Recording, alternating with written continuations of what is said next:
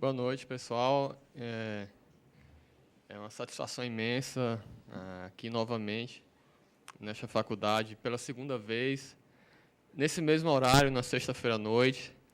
E hoje, realmente, o quórum está imenso, né?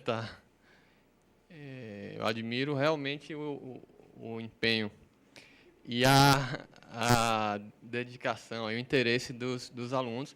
Mas, de qualquer forma, eu peço para o professor Pierre que aguarde pelo menos uns 10 minutinhos aí, antes de destruir as atas de frequência, para eu conseguir falar pelo menos alguma coisa sobre improbidade administrativa. Pessoal, a lei de improbidade administrativa, ela tem fundamento na Constituição Federal. Antes, no regime anterior à Constituição de 88, não existia ação de improbidade administrativa. Existiam ações que tinham por objeto o ressarcimento de dano ao erário, mas era algo sem nenhuma sistemática, sem uma disciplina mais ampla, não tinha essas sanções que hoje a lei de improbidade prevê, era algo bem limitado.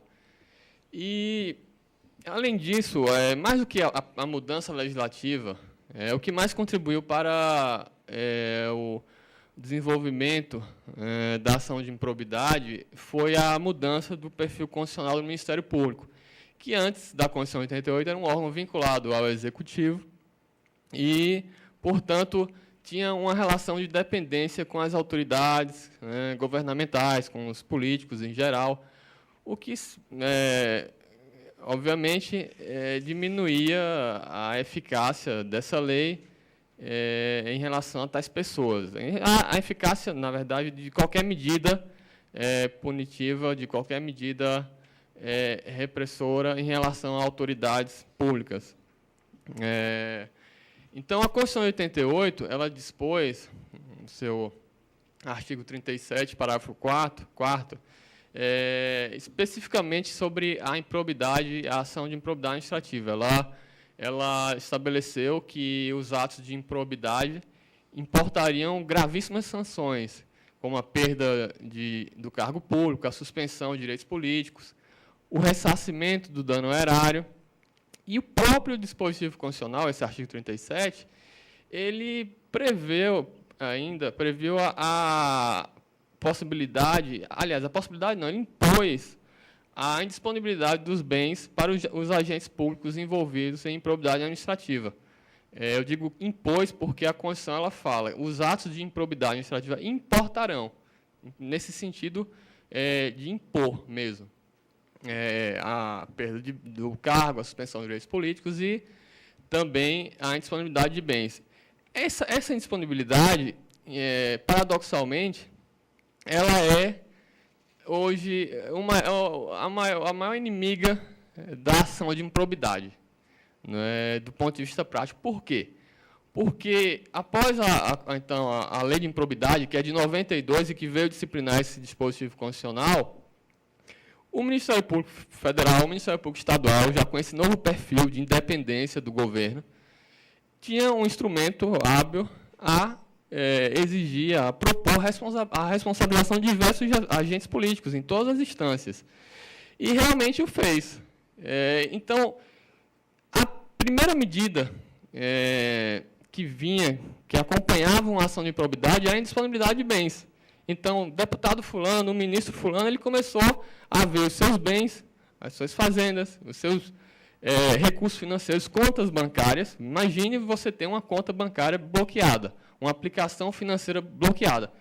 E foi isso que começou a acontecer em proporções altíssimas, centenas de ações por todo o país.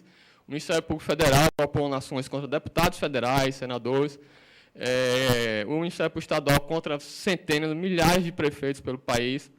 E essas pessoas estavam tendo os seus bens bloqueados. A própria repercussão social dessas ações era muito negativa, e é ainda para eles, né? A exposição da imagem dele, a vinculação da imagem desses políticos, dessas autoridades, a atos de improbidade, o que, no fundo, é corrupção, né? Improbidade é corrupção no sentido mais amplo, né? É aquela corrupção não só do dinheiro, mas a corrupção na troca de favores, o clientelismo. ou seja, a utilização dos recursos públicos, dos cargos, dos serviços públicos em proveito pessoal. Então, paradoxalmente, como eu falei antes, a indisponibilidade de bens é a maior inimiga da ação de improbidade, né? Claro, eu estou falando assim no sentido prático, né? Para mim, eu vejo como o remédio mais efetivo da lei de improbidade, é a indisponibilidade de bens. Por quê? As outras sanções, como a suspensão de direitos políticos e a perda do cargo público, o legislador de 92 deu um jeitinho de só fazê-las efetivas após o trânsito em julgado. Então, vocês sabem muito bem, vocês estão no 5º, 7º período, né, de direito, alguns até em períodos mais avançados. Vocês sabem que uma ação de responsabilização, uma ação penal, ação de improbidade contra um político, contra uma autoridade, uma auto-autoridade da República, ela não transita em julgado nunca. Isso é uma realidade. Infelizmente, não existe trânsito em julgado. Não existe para essas ações, para essas autoridades, né? E nem mesmo quando a ação é proposta inicialmente no Supremo Tribunal Federal, que é o caso de foro privilegiado. Não existe trânsito em julgado, o Supremo, matérias recentes aí trazem levantamentos das ações julgadas pelo Supremo, ações penais contra deputados e senadores. O Supremo, nos últimos 10 anos, ele condenou uma única pessoa. Né? Aliás, eu não sei nem se condenou, pessoal. Se alguém souber, me corrija, porque talvez nem isso. Né? Nenhuma pessoa ele condenou. Então, E se as ações que têm início no Supremo não transitam em julgado, imaginem uma ação que tem início na primeira instância. Mas, de qualquer forma, as pessoas, as autoridades, estavam vendo seus bens bloqueados, isso já é alguma eficácia, mínima, mas é uma eficácia, e até mesmo estavam sendo condenados em primeira instância. Já tem sentença contra deputado, contra senador, contra ministro, já tem sentença em ação de improbidade condenando essas pessoas. Então, isso já é alguma coisa, pelo menos do ponto de vista social. Né? Então, como eu falei antes, a ação de a indisponibilidade de bens, ela tem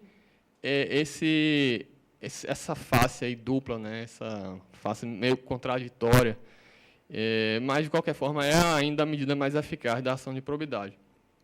Então, como eu falei, a ação de improbidade ela foi regulamentada em 92. A Constituição a previu, no artigo 37, a Constituição 88, mas a regulamentação, ou seja, a disciplina processual, a instituição de um mecanismo mesmo hábil para se obter as sanções previstas na Constituição só veio ocorrer em 92.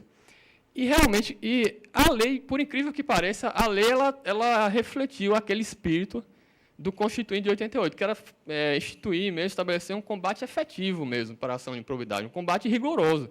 A Constituição, como eu mencionei antes, ela fala: os atos de improbidade importarão suspensão de direitos políticos. Tem essa simbologia, essa linguagem, ela revela bastante a intenção do Constituinte de 88. Foi estabelecer um tratamento rigoroso mesmo, ou seja, nota-se no texto constitucional a percepção de que a corrupção, de que a improbidade administrativa é um dos grandes males da nossa sociedade. E isso foi refletido, por incrível que pareça, eu digo por incrível que pareça, porque a gente conhece muito bem o nosso legislador ordinário. Por incrível que pareça, o legislador ele disciplinou a ação de improbidade com aquele mesmo espírito que motivou o Constituinte de 88. A lei é bastante rigorosa, ela traz instrumentos efetivos para a atuação. E aí, novamente, paradoxalmente, essa mesma disciplina, esse mesmo espírito moralizador volta a ser um dos grandes obstáculos da lei de improbidade. Por quê? Porque, como eu falei antes, o Ministério Público Federal, o Ministério Público Estadual, com esse mecanismo rigoroso, com esse mecanismo eficaz, começou a propor ações de improbidade por todo o país, contra diversas autoridades, e aí, obviamente, vieram as reações. Né? A princípio, a reação foi bem tímida, aliás, tímida não, foi ingênua, porque as autoridades que estavam sendo processadas, né, foram vítimas que foram réis dessas primeiras ações, elas questionaram a competência do primeiro grau, do juiz de primeiro grau, para julgá-las.